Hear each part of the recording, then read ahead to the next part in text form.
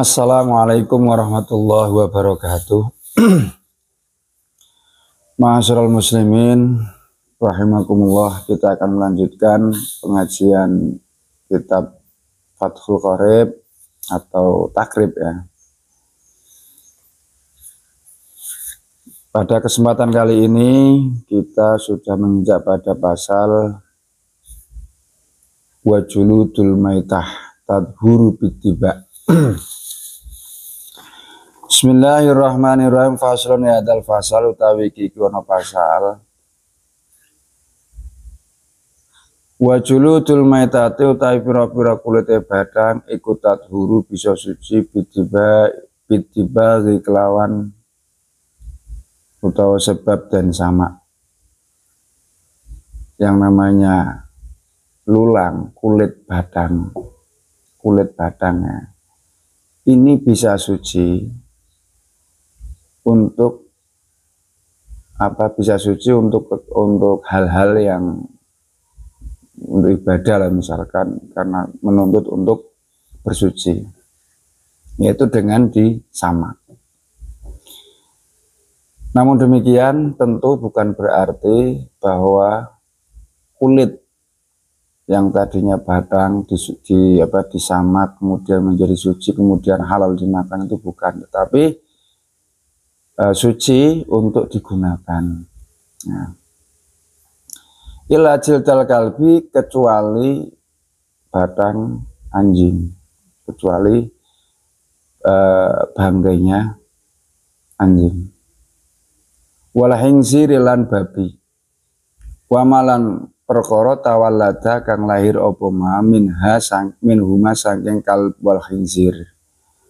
Au min ahadihima utawa saking salah sijine kalbun lan khinzir.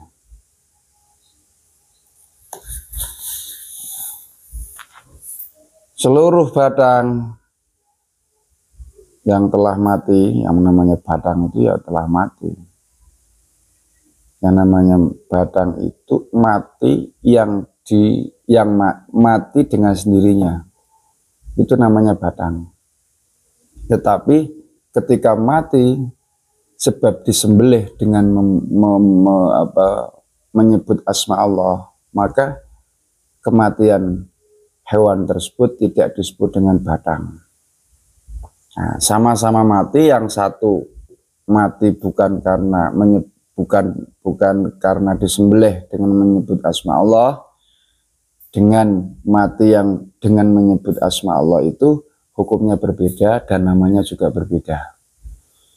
Nah, kalau disembelih dengan asma Allah, dia bukanlah badang, bukanlah bangkai, dan dia bisa untuk dimakan. Misalkan hewan tersebut memang halal untuk dimakan atau boleh untuk dimakan. Tetapi ketika ada hewan yang mati dengan sendirinya atau disembelih tapi tanpa menyebut asma Allah, maka hewan tersebut itu hukumnya bangkai, artinya haram untuk dimakan. Nah, bangkai ini karena tadi bukan mati karena disembelih dengan asma Allah, entah itu mati dengan sendirinya atau apa sebab yang lain, nah, dia kulitnya itu masih bisa digunakan, dalam arti masih bisa digunakan dan suci. Nah, misalkan kulit kerbau, batang kerbau, eman-eman, daripada dibuang, diambil. Untuk apa? Untuk misalkan beduk, untuk terbangan, hadroh itu, atau bahkan untuk lemek sejadah lah, untuk sejadah. Itu bisa suci manakala dia disamak atau disesuci, ya disamak dengan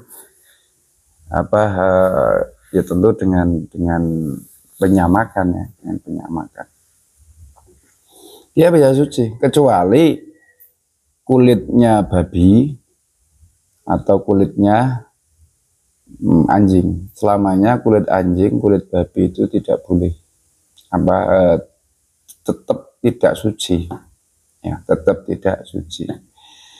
Atau hewan yang lahir dari salah satu anjing maupun babi, nah itu meskipun batang, apalagi kok batang, bukan batang aja najis kan, seperti itu.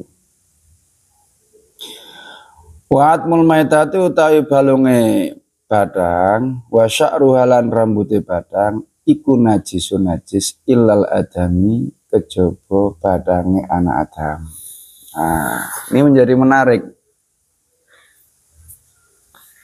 Ketika kulit batang ini bisa menjadi suci dengan disamak, tetapi tidak dengan tulangnya atau rambutnya. Nah, kulitnya boleh, dalam konteks kulit ini digunakan untuk mungkin untuk sesuatu yang bermanfaat lah, seperti tadi beduk, kemudian sejadah dan sebagainya. Itu bisa suci ketika disamak. Tetapi tulangnya itu meskipun disamak dia tetap tidak bisa suci. Nah, tidak bisa suci. Nah, kalau menurut pemahaman kitab takrib ini, balung atau tulang dari batang, balungnya batang atau tulang batang itu tidak suci. Yang menjadi pertanyaan, kalau kita melihat teori ini atau melihat penjelasan ini, misalkan pipo, nah, bagi kaum Adam yang suka ngerokok itu biasanya akan menggunakan piponya gajah, belalai gajah atau yang lain, di mana gajah ini kan mati tidak disembelih karena asma Allah, sehingga hukumnya ini adalah batang. Nah, ketika batang, ya dia posisinya berarti hukumnya najis. Kan seperti itu kalau melihat keterangan dari kitab takrib ini, artinya balung dan rambutnya.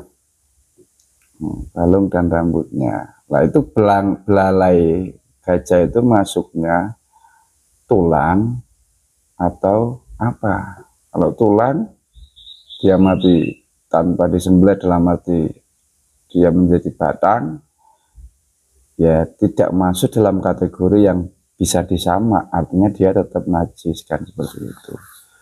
Demikian pula dengan rambutnya, nah, itu najis illal adami, kecuali anak Adam.